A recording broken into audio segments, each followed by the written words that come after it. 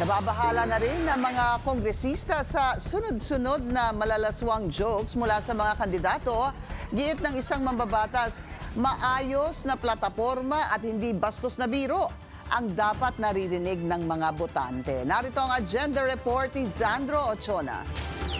Hindi maganda. Ito ang tingin ng ilang kongresista kaugnay sa paglaganap ng mga bastos na joke ngayong campaign season. Kasi hindi lang naman puro mature na mga nakikinig sa atin. Sa paligid, kita mo naman may mga bata, di ba?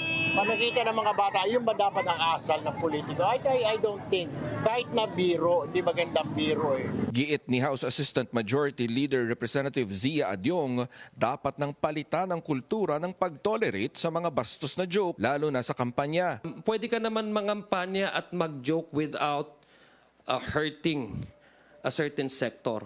If you attack an individual, make sure that yung campaigning mo, yung negative campaigning mo, ay hindi makakasakit, hindi lang makakasakit sa isang tao or demeaning yung pagka-humanity ng isang kandidato na kalaban mo, but hindi dapat makasakit sa isang sector kung saan nabibilang ang isang individual. Dagdag pa niya, deserve ng mga Pinoy na makarinig ng maayos sa plataporma at ito ang tamang unang hilingin ng mga botante mula sa mga kandidato. Dahil we tolerate this kind of lewd jokes and no less than the former president, nagjo-joke sila ng ganito. So yun ang parating natin and consistent ang messaging natin dito sa House of Representatives that this kind of remarks should not be normalized and it should not be trivialized.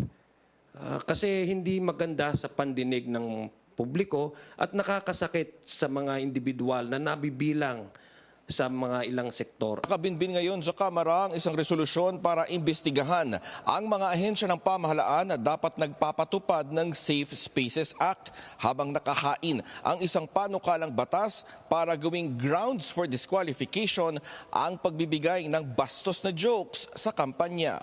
Para sa agenda, Sandro Ochona, Billionaire News Channel.